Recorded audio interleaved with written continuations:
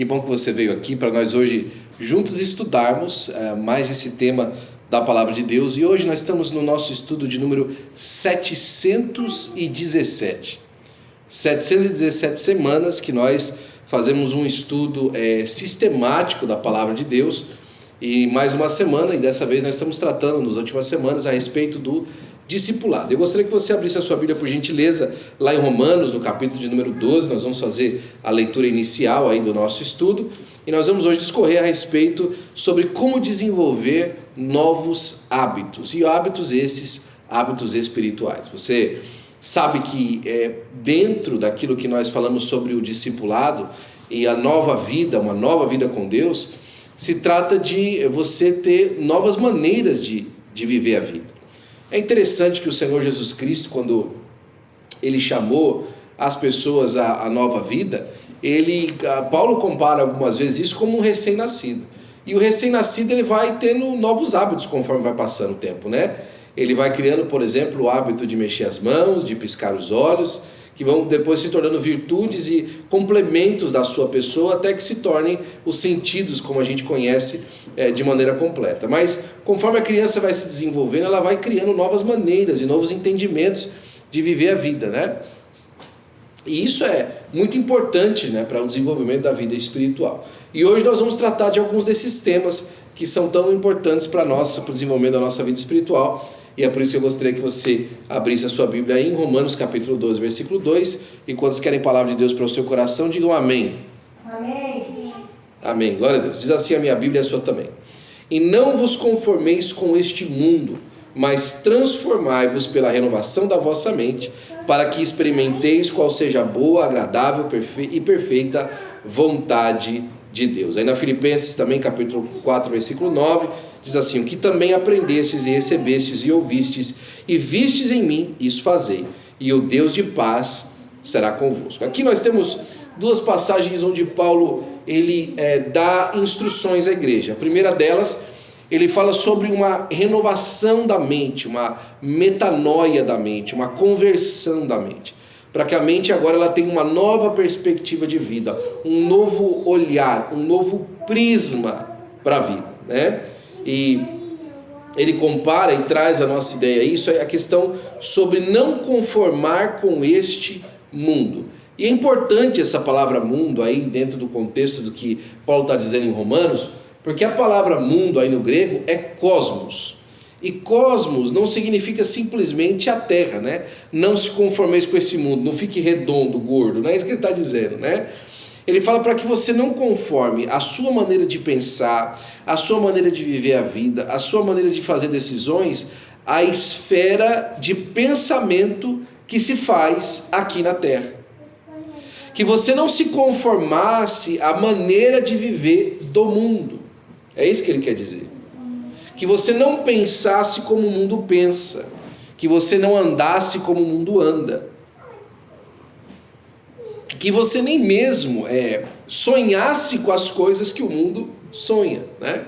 Hoje em dia existe um sincretismo religioso muito grande, né? Tem até mesmo o crente que lê horóscopo, de tanto que o negócio ficou complicado, né? Tem gente que vai lá no horóscopo e acredita que o horóscopo tem alguma coisa a ver com a sua vida. É porque está conformado a essa esfera do mundo, a essas percepções mundanas, que por diversas vezes trazem confusão ao nosso real sentido como servos e servas do Senhor Jesus Cristo. E no segundo texto, Paulo fala o seguinte: olha, eu vou agora me apresentar como exemplo, e aqui é um passo para frente, né? Você que é crente, por exemplo, há mais de 5 anos, há mais de 6 anos, você sabia que você é um exemplo para os novos convertidos? E mesmo que você não se considere muita coisa, você fala assim: quem sou eu, né? Se esse quem sou eu é por conta de uma vida medíocre, eu gostaria de chamar a sua atenção. Mas se esse quem sou eu é por excesso de humildade, eu gostaria também de te chamar a atenção. Porque Paulo está convidando os crentes aqui a observar a sua vida e imitar a sua maneira de viver. E com isso Paulo está declarando que ele busca, ele procura uma maneira de viver santa. Ele se preocupa com isso, né? Paulo resolve essa questão da humildade um pouquinho para frente quando ele fala assim: olha, Não que eu venha ter alcançado a perfeição, mas uma coisa faço: esquecer-me das coisas que para trás fico, sigo adiante para o prêmio da minha vocação. Então, a iniciar a jornada de fé é uma experiência profundamente transformadora que envolve não apenas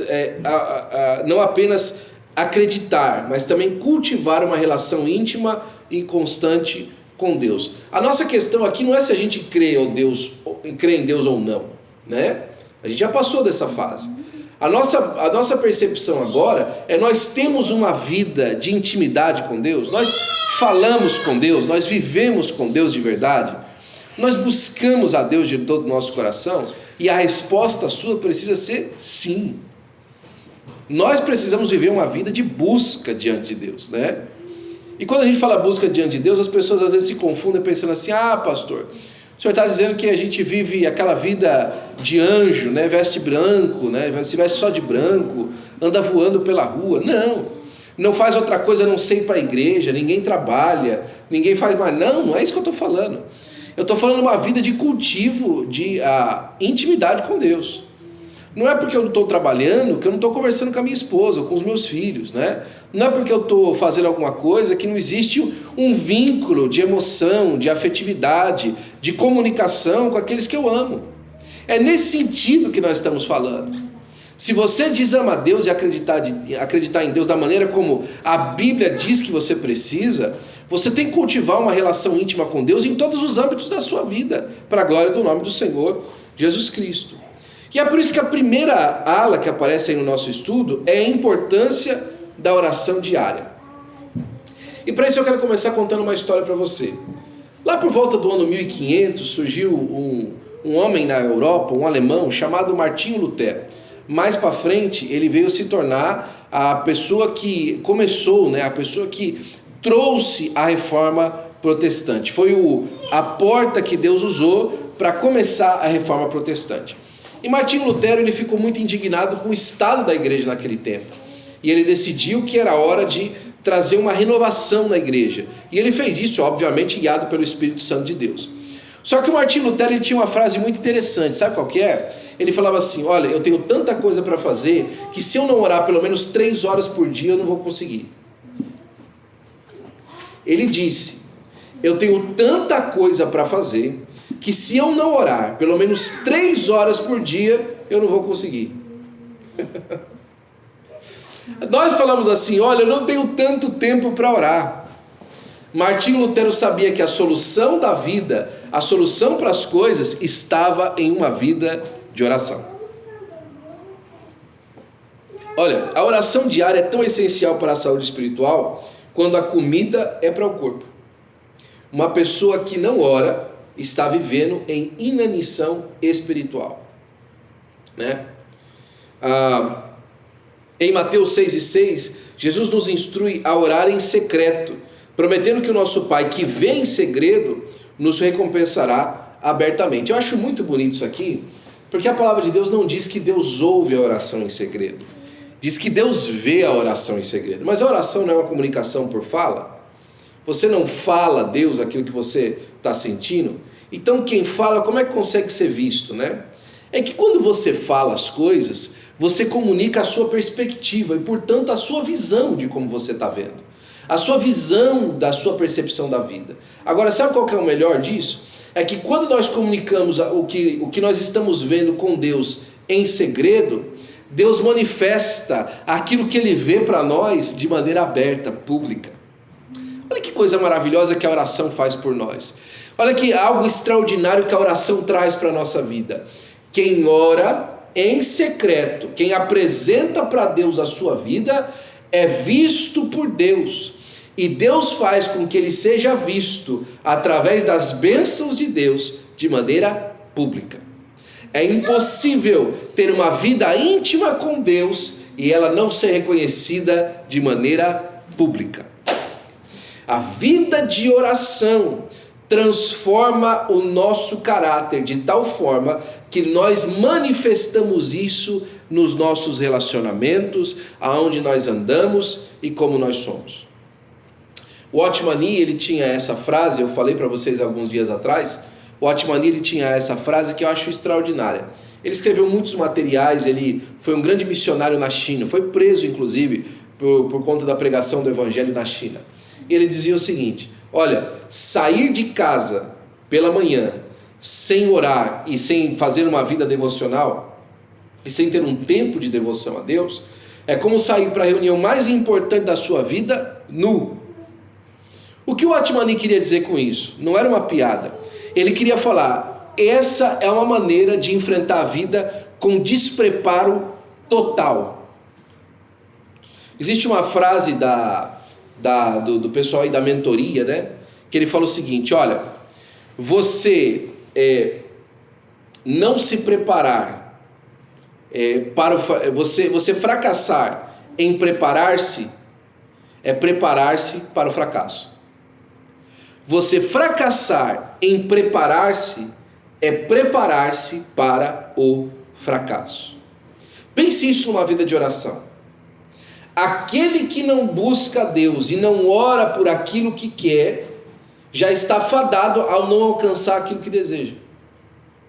E aquilo que ele deseja, inclusive, ser moldado por Deus, para que ele consiga alcançar de maneira efetiva. E para isso eu quero aqui lembrar para você do significado e poder da oração.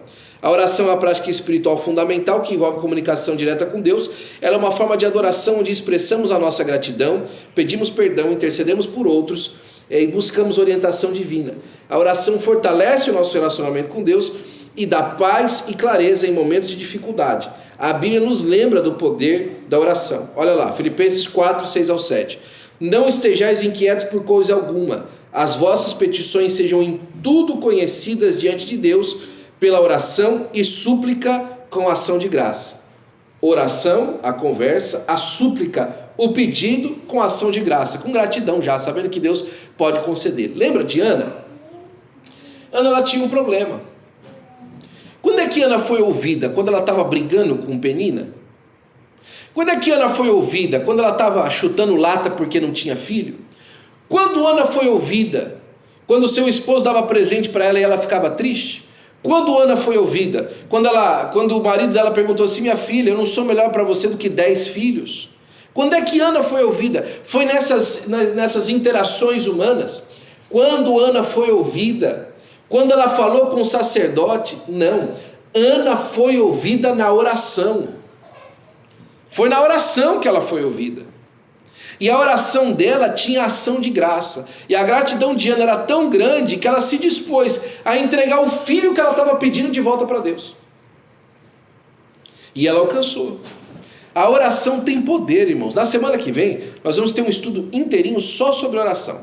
Nós vamos falar de várias maneiras que você pode aprender a orar. E vai ser uma bênção em nome de Jesus. Tipos de oração. O primeiro tipo de oração é um dos que eu mais gosto, adoração. É reconhecer e louvar a grandeza e a sabedoria de Deus. Aí, ó, o Salmo 95, versículo 6 ao 7. Ó, vinde, adoremos e prostremo-nos, ajoelhemos diante do Senhor que nos criou. Porque Ele é o nosso Deus e nós, povo do seu pasto e ovelhas da sua mão. A confissão é admitir os nossos pecados e pedir perdão, buscando purificação e renovação. 1 João capítulo 1, versículo 9 diz assim: se dissermos que não temos pecado, enganamos-nos a nós mesmos, e não há verdade em nós. Se confessarmos os nossos pecados, Ele é fiel e justo para nos perdoar os pecados e purificar de toda a injustiça. Então, na oração nós temos adoração, nós temos confissão, nós temos intercessão, orar pelos outros pedindo que Deus intervenha em suas necessidades, é uma maneira de você interceder, por exemplo, né? Olha lá, 1 Timóteo, capítulo 2, versículo 1. Antes de tudo, admoesto vocês, que se façam súplicas, orações, intercessões e ações de graças por todos os homens. Expressar a gratidão também é uma maneira de orar, né? Agradecer a Deus pela bondade de Deus. E aqui deixa eu fazer um parênteses para você. Você já agradeceu a Deus pela bondade dele hoje na sua vida? Você já falou aí, ó, Senhor, obrigado porque o Senhor tem sido bom para comigo. Você já manifestou alegria pelo fato de você ser salvo na pessoa bendita do Senhor Jesus Cristo hoje? Você já falou língua estranha hoje? Nós somos pentecostais. Nós somos pentecostais. Você já falou língua estranha hoje? Você já se alegrou no Senhor hoje? Ah, pastor, você já foi tocado, experimentou da presença de Deus hoje com gratidão na oração? Você já chorou hoje? Há pouco tempo atrás, um irmão que estava congregando aqui com a gente falou assim para mim: ah, pastor, se eu não chorar todo dia, eu não estou crente. Né? Você já chorou hoje? Você já se alegrou na presença de Deus hoje? Você já falou como Deus é maravilhoso hoje? Faça isso agora, né? Aproveite esse ambiente que nós temos de louvor, de adoração. Aproveite que você tem condições de ter esse lugar para servir a Deus, né? E adore a Deus e agradeça a Deus, para a glória do nome do Senhor Jesus Cristo. Criando uma rotina de adoração. E aqui é onde que muita gente falha, né? Por quê? Porque para estabelecer uma rotina de oração, nós precisamos de escolher um momento tranquilo do dia em que você possa se concentrar sem distrações. Muitos preferem orar pela manhã, antes de começar o dia, ou à noite, né, antes de dormir. Use um diário de oração para anotar suas petições e agradecimentos e veja como Deus responde às suas orações ao longo do tempo. Integrar a oração em sua rotina diária pode transformar a sua vida espiritual. Sugestões: escolha um momento tranquilo, reserve um horário do dia em que você possa se concentrar sem distrações. Ah, pastor, minha vida é muito conturbada, eu não consigo me concentrar sem distração. Mas você consegue se concentrar para assistir aquela série todo dia, né? Mas você consegue se concentrar para ficar zoom out nos reels do seu telefone. Você consegue se concentrar, incrível, né? Você consegue se concentrar, por exemplo, para passar um tempinho reclamando das coisas. Mas você não consegue se concentrar para passar um momento da presença de Deus. Para com isso, né? Busque um tempo aí do seu dia. Coloque um hino, fique à parte. Marque um relógio. As pessoas falam assim: ah, pastor, mas eu não consigo passar 1 hora fazendo isso. Coloque um timer, 5 minutos. 5 minutos. Quando você estiver bem, os 5 minutos para você já estar bem agregado, aumente para 10. Depois disso, para 15, né? De vez em quando, né, a gente vai para o escritório lá e a gente tem condição, às vezes, de passar um bom tempo pensando nas coisas de Deus, falando com o Senhor. Tem dia que é conturbado, mas se a gente separa pelo menos um tempo que ali seja sagrado e que você precisa estar na presença de Deus, você vai se acostumando. Eu lembro que eu tenho esse carinho, né, com a minha esposa e com os meus filhos, né? E de vez em quando fala assim: me dá 5 minutos aqui, vem aqui, senta do meu lado, 5 minutinhos. Ah, mas eu tenho que fazer assim. Não, 5 minutos. Eu falo: Alexa, count down 5 minutes. E deixo lá, Alexa, tal. 5 minutos. De comunhão com Deus, de comunhão absoluta com Deus. Começa por aí. Marque, faça isso. Não deixe as coisas ficar passando do jeito que está, não. Eu já falei para você. Se você fracassa em se preparar, você está se preparando para o fracasso. Se você fracassa em buscar esse tipo de comunhão, de disciplina, você está se preparando para o fracasso. O Charles Spurgeon, ele falava assim: olha, a ociosidade e o cristianismo são 2 coisas incompatíveis. A desocupação e ser crente são 2 coisas incompatíveis, né? O Santo Agostinho, ele falava assim também, que a gente precisa se comportar como se a gente precisasse se converter todos os dias. Nunca se acostume com a sua fé. Nunca se acostume, né? Outra sugestão, por exemplo, para isso é a utilização de um diário de oração. Mantenha lá um diário de oração onde você possa, né, sempre colocar o que está acontecendo, estabelecendo metas realistas de oração. Comece com metas pequenas e depois vai aumentando, como a gente acabou de falar. Use recursos de apoio, né? Você tem um aplicativo aí, por exemplo, da Bíblia.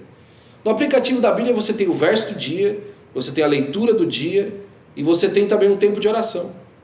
Comece a fazer isso. Você vai ver como a sua vida espiritual vai melhorar muito, né? Leitura e meditação na palavra. A leitura e a meditação, nesse processo de crescimento espiritual, a pessoa vai descobrir a importância vital de se alimentar da verdade divina encontrada na Bíblia. A importância da leitura da Bíblia. A Bíblia, ela é a palavra de Deus, e a leitura diária dela nos ajuda a conhecer melhor a sua vontade, os seus propósitos para a nossa vida, e ela nos fornece sabedoria, orientação e encorajamento. Tem muita gente que às vezes, eu não estou dizendo que isso é ruim, tá? Por favor, sempre que você achar que você precisa de pedir um conselho, falar com um pastor, buscar a ajuda do pastor, faça isso todas as vezes. Nunca deixe que isso passe. Mesmo que você tenha uma leitura diária da Bíblia, você entende que aquilo você precisa de uma opinião, né? De um homem de Deus, de uma pessoa do Senhor, alguém para orar junto com você, se comunique, comunicar com constante nas vossas necessidades. Mas entenda uma coisa, que a vontade de Deus para a nossa vida está manifestada na sua palavra. Você pode receber de Deus instrução para a sua vida. Você pode depois conversar com alguém, falar aquilo que você entendeu, né? Conversar, olha, Deus falou assim comigo, o que você acha e tal. E a gente discutir, orarmos juntos a respeito disso para buscar a confirmação de Deus de alguma coisa. Mas saiba disso, que a leitura da palavra de Deus dá firmeza para a gente. Ela dá estrutura. Quando o anjo apareceu para Gideão, ele falou assim, homem valente, Gideão, né? Homem valoroso, o Senhor é contigo. Ele olha para ele e fala assim, se o Senhor é conosco, o que aconteceu? E os sinais que Deus fez no passado? Apesar de Gideão estar parecendo um tanto aí meio que triste, meio que desenganado, tem um detalhe, Gideão conhecia a palavra, ele sabia o que Deus tinha feito, ele conhecia a história do povo de Israel. Tem gente que não conhece a sua história, tem gente que não conhece os seus direitos do Senhor, aquilo que é para ele viver. Tem gente que vive refém no mundo espiritual, sendo liberto por Cristo. Leia a palavra, conheça aquilo que Deus tem para você, né? Métodos de estudo bíblico, leitura devocional. Todo dia lá, abra um salmo, vai se dedicar ao Senhor num salmo, né? Busque a presença de Deus. Depois da oração, vai ler um salmo. Se você ler um salmo por dia, né? Lembrando que o 119 é difícil você ler num dia, depois você vai conseguir dividir ele em uns 10 dias para ler, você lê uns 10 versículos por dia, né? Tem acho que 150 versículos, mais de 150 versículos o Salmo 119 tem. Se você lê aí 10 por dia, né? 10 versículos por dia, ou ler um salmo por dia, você tem pelo menos 6 meses de leitura. 6 meses de leitura, lendo um salmo por dia, né? E não é muito tempo que você vai gastar para isso. Essa é uma leitura devocional. Lê provérbios, lê os evangelhos, né? Lê uma história de Jesus por dia. Isso é uma leitura devocional. Leitura temática. Focar em um tema. Por exemplo, eu quero saber tudo que na Bíblia está escrito sobre amor, né? Começa, vai lá no dicionário bíblico. No fundo da sua Bíblia tem um dicionário bíblico. Procura a palavra amor, o tema amor, e vai lendo na Bíblia o tema amor. Aí o tema fé, vai lendo na Bíblia o tema fé. Perdão. De repente você quer ler a história de um patriarca da Bíblia. Quero ler a história de José. Eu duvido você ler a história de José e não chorar. Vai lá, ler a história de José. Só a história de José. Para você se dedicar e conhecer mais o Senhor, né? O estudo indutivo. Observar texto, interpretar, ter a prática, conhecer a Bíblia no sentido mais erudito dela, intelectual dela, por que aquilo ali está dito daquela maneira, tal, para instrução do coração, entender o contexto da palavra, né? Memorização de versículos. Eita, esses dias atrás eu vi um vídeo, alguém na rua perguntando para as pessoas assim, você é cristão? Sou cristão, para vários jovens, né? Você é cristão? Sou, e uns 10 jovens respondendo que era. Depois ele perguntou para outros 10 jovens, você é muçulmano? Sim, sou muçulmano e tal. E 10 jovens responderam que era. E aí ele pergunta aparece ele perguntando para os jovens cristãos, você consegue recitar um versículo bíblico?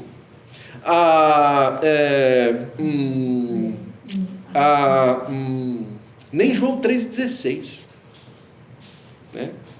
Nem João 3,16. Nem isso eles conseguiam recitar. Nem no princípio criou Deus os céus e a terra. Nem isso.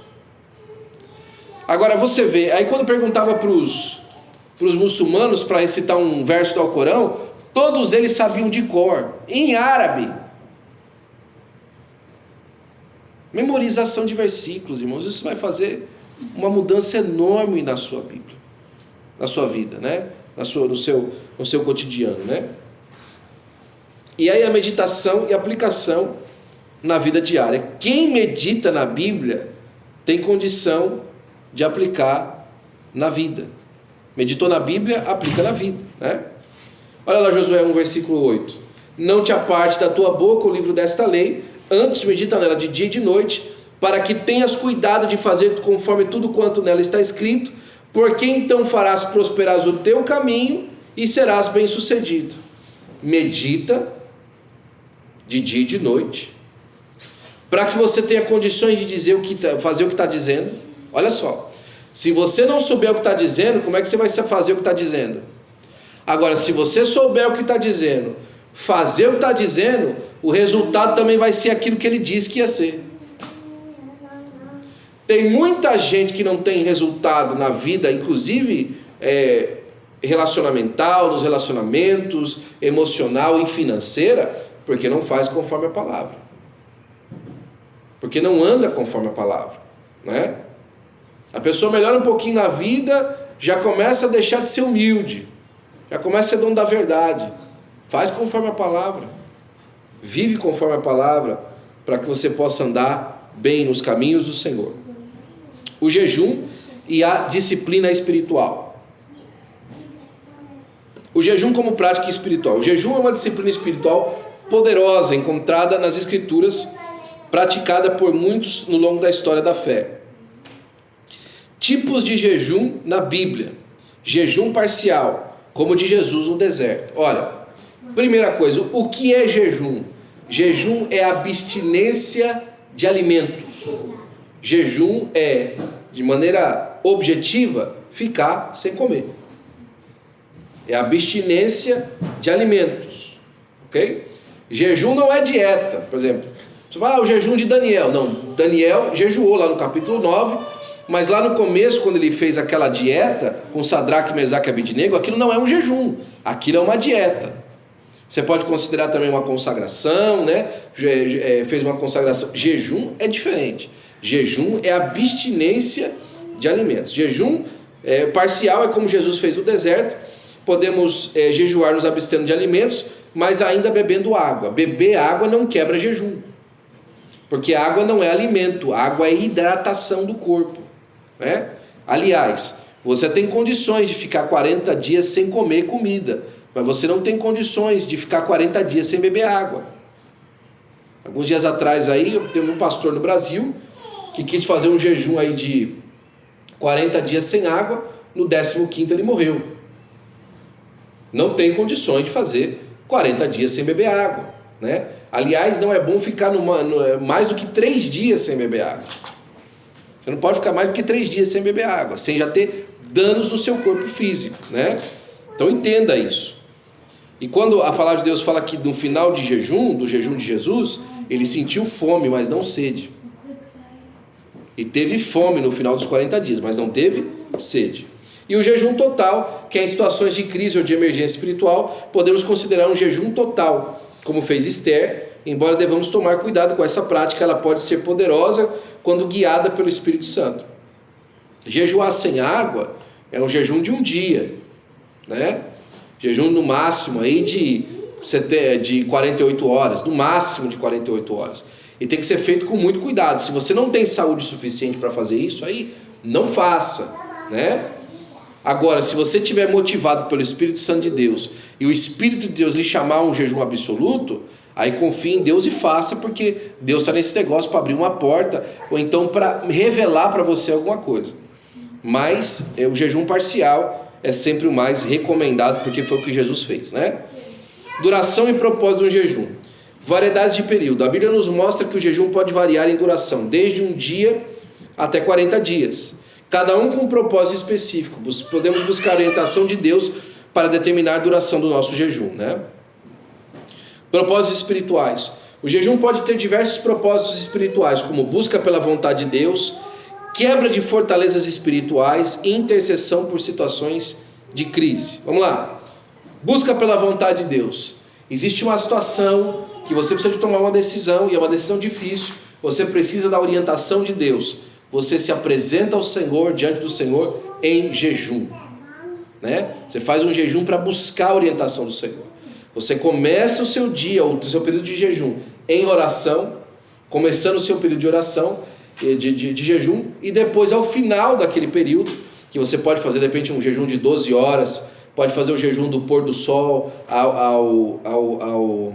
do nascer do sol ao pôr do sol, né? Como se faz muito no Oriente Médio, né? Você pode buscar ali o jejum que você vai fazer nesse sentido e oferecer ao Senhor a sua consagração, orando para iniciar, orando para terminar, oferecendo ao Senhor e depois disso fazendo uma leitura bíblica, uma oração, pedindo ao Senhor orientação ou intervenção, né? Também você pode orar por quebra de fortalezas espirituais. Lembra daquele demônio que jogava o menino em tudo quanto é lugar? Lembra disso? E ora jogava ele na água, ora jogava ele no fogo, e os discípulos de Jesus não conseguiam expulsar o menino, o demônio do menino. Por que ele não conseguiu? Essa casta não sai senão com jejum e oração. A autoridade era de Jesus, mas precisava de uma preparação espiritual especial para isso, para a quebra de fortalezas. É quando você esvazia-se de você, na abstinência alimentícia, para se encher de Deus, para um propósito específico da parte de Deus. Quebra de fortalezas espirituais, né? Intercessão por situações de crise. Irmão, não tem nada, não tem problema, não tem causa, não tem situação que jejum e oração não resolva. Hoje mesmo, por mais que as coisas não tenham acontecido da maneira que eu planejei junto com a minha família, hoje o jejum nos salvou de cometer uma má decisão. Não o jejum nos salvou. O fato de nós estarmos em jejum nos impediu de tomar más decisões, por conta que o Senhor nos guardou, literalmente nos guardou. Insistência de um lado, insistência do outro, e a nossa decisão foi de paz, para não fazer alguma coisa de maneira desesperada, porque nós estávamos em consagração diante do Senhor nosso Deus, né? As práticas e advertências do jejum. As práticas e advertências do jejum, né? Quais são elas? A oração diária é essencial, preparação física e espiritual. Antes de iniciar um jejum, devemos nos preparar fisicamente e espiritualmente, buscando desintoxicar o nosso corpo e buscar direção divina. Busca por orientação divina. Durante o jejum é essencial buscar a orientação do Espírito Santo de Deus, permitindo que Ele nos guie durante o período de jejum. Não adianta ficar em jejum e ficar no Netflix, não adianta. Não adianta ficar no jejum e continuar vivendo uma vida xingando os outros, e uma boca suja e em briga com todo mundo, não adianta, né? E moderação e cuidado, como a gente acabou de falar agora, né? É importante também, irmãos, a gente entender nessas práticas espirituais, na nossa próxima parte aí, que o que os cristãos devem saber sobre os hábitos, né? Que bons hábitos são repetidos tão facilmente como maus hábitos. Maus hábitos conduzem aos fracassos constantes e derrota, sem que a pessoa perceba o que está acontecendo. Bons hábitos conduzem ao sucesso constante e à vitória, sem sequer a pessoa perceber o que está acontecendo. Maus hábitos, porém, maus hábitos são fáceis de criar e difíceis de conviver com ele. Bons hábitos são difíceis de criar, porém fáceis de conviver com ele. Um dos hábitos da vida do crente, irmãos, tem que ser a adoração e o louvor, né? O crente precisa ter o hábito de adorar, de louvar o Senhor. Ele precisa de ter o hábito de reverenciar e venerar o Senhor nosso Deus. Hábito, que a palavra no grego aí no Novo Testamento é proskeneu, que significa se prostrar, é reconhecer a soberania de Deus. Uma vida de adoração, irmãos, reconhece quem é Deus todos os dias. Reconhece quem é o Senhor em todo o tempo. Uma vida de adoração, ela impede que a nossa vida ela esteja maculada pelos ídolos que atrapalham a nossa conduta no dia a dia, né? Os ídolos que a gente coloca diante de nós. A televisão, a internet, o telefone celular, as mídias sociais, o dólar, o nosso trabalho, o nosso status, quem nós somos na fila do pão, né? As nossas idolatrias. Reconhecer o senhorio do Senhor todos os dias da nossa vida nos impede, irmãos, mais uma vez, nos impede de começar a criar uma aura, né, de idolatria em volta de nós. E o louvor? Enquanto a adoração é reconhecer quem o Senhor é, o louvor é reconhecer o que o Senhor faz. O Senhor é santo, isso é o que Ele é. E o Senhor age com santidade, isso é o que Ele faz. O Senhor é bom, isso é o que Ele é. E o Senhor me abençoou com isso é o que Ele faz. Então, adorar a Deus pelo seu caráter é independente das obras de Deus. Mas louvar ao Senhor por aquilo que Ele fez é reconhecer Ele em todos os seus caminhos. Então, a vida do crente tem que ser uma vida de louvor e de adoração. Louvor literalmente é fazer barulho, né? É exaltar, é enaltecer, é contar as maravilhas do Senhor sobre a terra, né? A importância da adoração pessoal e coletiva. A adoração pessoal é essencial para nutrir a nossa relação com Deus no dia a dia. No entanto, a adoração coletiva é quando nos reunimos com outros crentes para louvar a Deus, que também é vital. Sabe aquela expressão que a gente sempre usa no culto? Tome seu assento dando glória a Deus? Isso é um incentivo à igreja à adoração coletiva. Os hinos que nós cantamos é um incentivo à igreja à adoração coletiva. Você tem que prezar por esse momento, você tem que buscar por eles, né? E fazer com que isso aconteça na sua vida de maneira real e verdadeira. Formas de adoração. A adoração é uma experiência profundamente pessoal e íntima que transcende a simples participação em rituais litúrgicos, né? O que eu estou querendo dizer com isso? A adoração não é cantar no culto. Adoração não é bater palma. Adoração não é dizer palavras. Adoração é reconhecimento profundo da alma de quem é o Senhor. Adoração é na alma você se dizer: o Senhor é tudo para mim. Glória a Deus. É na alma dizer isso. Adoração é reconhecer na vida. É acordar pela manhã e falar assim: eu estou vivo porque Deus fez. Glória a Deus. A adoração é reconhecer as coisas que Deus faz, né? Olhar, por exemplo, para o firmamento, para o sol se pondo e falar assim: olha que beleza, isso aí é a obra da mão de Deus. Deus é capaz de fazer todas essas coisas. É o reconhecimento profundo das coisas que Deus faz. E ela se transcende nos hinos, na música. Quem escreve música, por exemplo, se inspira adorando a Deus por aquilo que Deus é. Lembra daquele hino que diz assim: o sol, a lua, as estrelas e o mar, nada se compara ante a sua majestade. Ele está pegando a majestade de Deus, a formosura de Deus, e está fazendo uma comparação com tudo aquilo que ele existe. Antes de virar música, foi um ato de adoração pessoal do autor. Adorar é isso. Adorar é compor canções na alma que reconheçam a Deus, mesmo que você nunca vai cantar na frente de alguém. Adoração é compor poesias de amor ao Senhor, mesmo que nunca você vai recitar na frente de alguém. E quando você tiver a oportunidade de fazê-lo em público, porque Deus se agrada disso, né? Para a glória do nome de Jesus. Também, cultivar uma vida de louvor é de reconhecimento por tudo que Deus faz. E o objetivo principal do louvor é mostrar quem é Deus. O louvor é aquele testemunho público. É dizer assim: olha, isso aqui Deus me ajudou muito. Quando Deus entrou na minha vida, Ele mudou quem eu era. Ele mudou minha maneira de pensar. Ele mudou minha maneira de fazer. Você já reconheceu isso na sua vida alguma vez? Que Deus mudou você na sua maneira de pensar e quem você é? Você já chegou a essa conclusão alguma vez?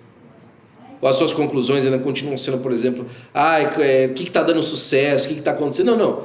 Você, pessoalmente, você mudou. Você teve um encontro com Deus já? Você pode reconhecer e falar assim: Senhor, eu te louvo, porque eu sei da onde o Senhor me tirou. Porque eu reconheço o que o Senhor fez na minha vida. Eu não quero nem saber se tem gente me acompanhando, se tem alguém comigo. Eu reconheço o que o Senhor fez na minha vida, no meu coração, na minha história. Eu reconheço a tua mão sobre a minha vida. Eu sei que o Senhor é verdadeiro, é real, que o Senhor me tocou, que o Senhor mudou quem eu era, que o Senhor me deu um novo nome, que o Senhor está me levando para o céu. Eu reconheço a tua obra para a glória do nome de Jesus, né? Outra maneira de você ter hábitos espirituais é no serviço e ministério na igreja.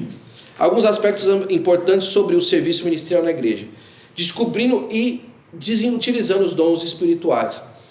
Você já sabe quais são os seus dons em Deus, né? Você sabe quais são os seus dons em Deus? Você sabe como eles podem se desenvolver? Deixa eu fazer outra pergunta. Qual que é a importância do serviço na comunidade? Às vezes as pessoas falam assim: pastor, mas eu não posso servir por causa de uma condição que eu tenho, né? Por que você não muda essa condição? O que é mais importante? Servir ou continuar com essa condição que você tem? Né? A pessoa às vezes fala assim para mim, pastor, eu moro muito longe da igreja, né? É muito difícil aqui em Los Angeles, né? Irmão, José e Maria atravessou 120 quilômetros para fazer um recenseamento para Jesus nascer em Belém. Jesus não perdia um culto na sinagoga, todo sábado ele estava lá. Irmão, fala a verdade, fala a verdade. O que te impede de ser uma pessoa que serve mais a Deus? O que te impede? Seja sincero. Seja sincero, o que te impede? O que você pode fazer para mudar isso? Como é que você pode fazer para mudar isso? Como é que você pode fazer para mudar essa sua perspectiva de que o seu serviço não está bom para Deus? Quem é que você pode ajudar que está fazendo um trabalho sério para Deus? Com quem que você pode se juntar para fazer? Sabe, eu posso contar o testemunho por mim, né? Eu vou falar do meu testemunho. Quando apareceu a oportunidade para nós servirmos a Deus aqui em Los Angeles, o pastor perguntou se eu gostaria que a gente viesse. Ele falou para mim perguntar, inclusive para minha esposa, se nós gostaríamos que viesse. A maior percepção do nosso coração para vir, o maior incentivo do nosso coração para vir, é por conta que é um lugar que precisa de trabalho. Eu não quero ser contado como um lugar, como inútil, alguém que fica esquentando banco. Ir para um lugar que não precisa de fazer nada, só agregar lá e aparecer na foto. Eu quero trabalhar. O Charles Tozer, se eu não me engano, alguma coisa assim, não, T.D. Studd, ele falava o seguinte, olha, alguns preferem morar ao som do sino da capela. Eu prefiro abrir uma porta de resgate a 1 milha do inferno. Alguns preferem ouvir a distância do som da capela. Eu prefiro abrir uma porta de resgate perto da porta do inferno. O que ele estava querendo dizer? É o seguinte: eu quero estar onde as coisas acontecem. Eu quero estar onde a utilidade é realmente necessária. Eu quero estar onde alguma coisa que a gente vai fazer realmente vai ser relevante. Você não quer ser relevante para Deus? Quando eu falo relevante para Deus, eu não falo único, eu não falo especial. Eu não falo aquele que tem uma estrelinha na testa. Não é disso que eu estou falando. O que eu estou falando é o seguinte: você quer se envolver com o que Deus está fazendo? Você quer se abraçar aquilo que Deus quer fazer, a obra que Deus quer fazer? Pastor, eu quero. Então abraça. Então abraça. E se alguma coisa te impede para abraçar, deixa para você abraçar. Porque servir a Deus é mais importante do que servir aos seus próprios objetivos. Se alguma coisa lhe impede para servir a Deus em uma capacidade diferente, deixa o que te impede e serve a Deus naquela capacidade. Em nome de Jesus. Né? Exemplos e formas de servir. Tem muitos. Né? Existem inúmeras maneiras de servir na casa de Deus. Cada pessoa pode encontrar um lugar de serviço na casa de Deus. Olha só que interessante isso aqui. Nosso pastor sempre falou isso.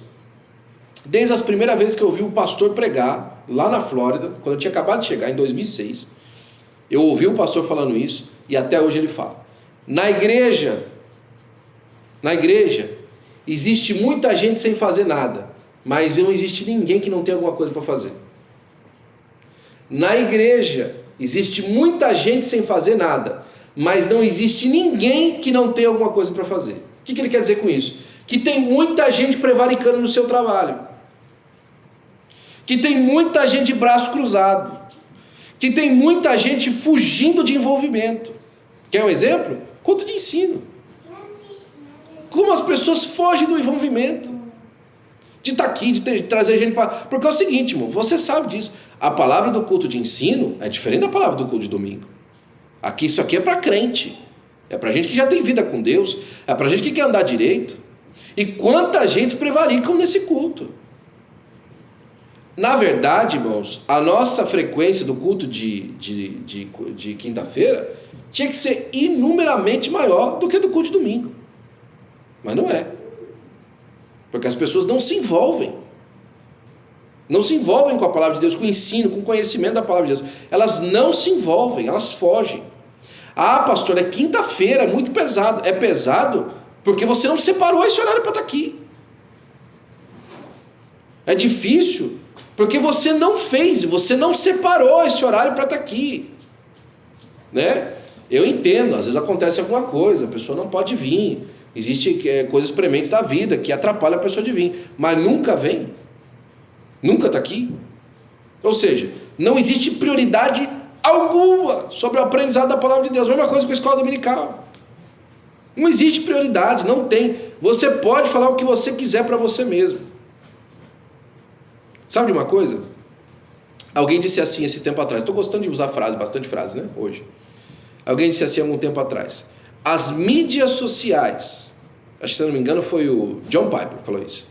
As mídias sociais vão ser a prova final no dia do juízo. Vão ser a prova final do dia do juízo. Que o que nos impediu de fazer a obra de Deus não foi a falta de tempo. Elas vão mostrar. Porque vai estar registrado tudo que a gente fez. Vai estar lá registrado. Que nós não nos preocupamos de verdade com isso. Que nós não realmente separamos o tempo. Falando, isso aqui é sagrado, isso aqui é santo. Não vou colocar nada nesse horário.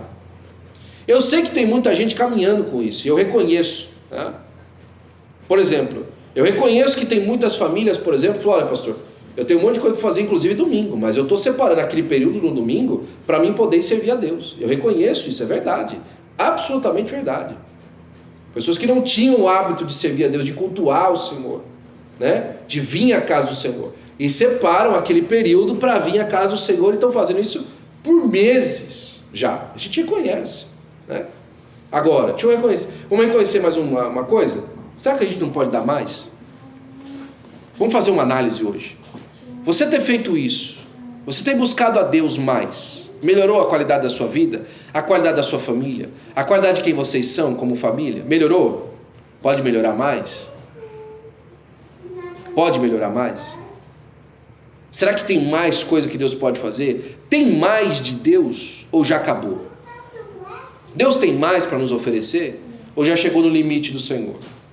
Fale com Deus, né? Eu sei que você pode estar assistindo essa mensagem gravada e está achando que o pastor está mandando um recado. Não precisa disso. Eu posso falar direto com você. Eu tenho o seu telefone, eu sei onde você mora, eu conheço a sua família, eu sou seu pastor.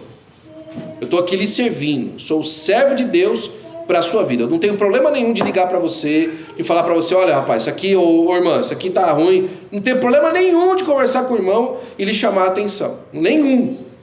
Mas não é a questão. Não é a questão. A questão aqui é para que nós todos, inclusive o pastor, chegue ao reconhecimento que tem mais de Deus para a gente viver, para a glória do nome de Jesus. Aleluia. E por último, né, uma vida de comunhão. Nós podemos melhorar a nossa comunhão. Como é que a gente melhora a nossa comunhão?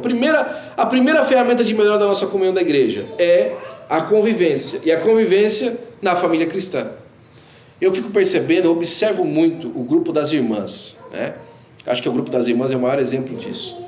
Você vai perceber o estreitamento das pessoas, como as pessoas aprendem a se amar, como elas aprendem a se olhar, ou como então é a prova final de que alguém não consegue conviver uns com os outros. Olha, deixa eu falar uma coisa para você. Quem sai é que perdeu a guerra, não quem fica. Não ache você que porque uma pessoa, por conta de convivência, decidiu sair, ela estava certa. É justamente o erro. Porque quem permanece é quem continua confiando no Senhor para restaurar a gente. Para pensar nisso, gente. Para pensar nisso. O nosso elo de comunhão não são as nossas afinidades. É o Senhor. É o Senhor o nosso elo de comunhão. E no Senhor nós vamos aprender a nos amar. Sabe por que muito casamento acaba? Incompatibilidade de gênio. Por que tem incompatibilidade de gênio? Porque ninguém está procurando parecer com Jesus. Aí fica incompatível o mesmo gênio, não tem como. Não tem casal que aguenta. Se a busca não é o esvaziamento próprio para a busca do Senhor Jesus Cristo, não tem casal que aguenta. A família cristã é onde a nossa comunhão da igreja é estreitada. Hoje nós temos condição de chegar para o irmão, para a irmã, para o nosso amigo e falar assim: companheiro, eu não concordo, nós vamos orar por isso aí, eu não acho que isso é bom. Ou então abrir o nosso coração para dizer: meu amigo, me ajuda em oração, minha irmã, me ajuda em oração, estou precisando disso, estou precisando daquilo, me ajuda. É ali que acontece, né? Nos cavaleiros mesmo, de vez em quando nós estamos lá juntos e Deus ali fala conosco e nos levanta e nos ajuda uns com os outros, e a gente tem condição de andar mais 1 milha, mais 2 milhas, porque um companheiro nos ajudou para a glória de Jesus, né? E por fim, a prática da hospitalidade e do amor fraternal. Tem gente que fala assim, né? Eu acho interessante essas percepções, porque elas trazem para a gente esse modelo de como às vezes nós estamos perdidos no nosso entendimento. Ah, pastor, ninguém da igreja me chama lá em casa. Você já chamou alguém da igreja na sua casa? Você já chamou alguém da igreja na sua casa? Ah, pastor, já chamei, mas não veio. Não veio por quê? Porque não deu, né? Às vezes a nossa casa é tão mal frequentada, e porque ela devia ser frequentada de verdade, ela não é. Porque nós não abrimos a porta da nossa casa para os nossos irmãos. Nós abrimos para o vizinho ateu. Nós abrimos para o que fala mal. Nós abrimos para as pessoas trazerem podridão para dentro da nossa casa. Mas não abrimos para os nossos irmãos. Às vezes você não sabe a dificuldade que eu tenho para ir na casa de alguns para poder fazer uma oração. Meses pedindo: meu amigo, minha irmã, posso dar uma passada aí e orar por vocês? Nós não conseguimos ir. Por quê? Porque a porta da casa está fechada, não existe hospitalidade. E isso quando a gente ainda pede, né? Porque fica esperando primeiro a pessoa, né? Olha, vamos estar junto, vamos fazer alguma coisa. Pastor, faz um culto de ação de graça aqui na minha casa. Eu lembro disso, achei tão bonito. Uma família em Orlando que a gente conheceu, e nós fomos pregar na congregação naquele final de semana, e durante aquele final de semana fomos convidados, junto com o pastor da congregação de Orlando naquela época, o pastor Sandro, para ir na casa de um irmão que tinha acabado de comprar a casa. Comprou uma casa linda em Orlando, irmãos. Pensa naquelas casonas grandona de Orlando e tal. Sem móveis ainda. Tinha um sofá lá e tal, muito bem arrumadinho, mas poucos móveis, né? Móveis antigos ainda da outra casa deles. Um sofá e tal. E aí eu ali observando e ouvi a esposa dizendo: pastor, falando para o pastor dela de Orlando: pastor, nós não poderíamos deixar de celebrar com a igreja essa vitória.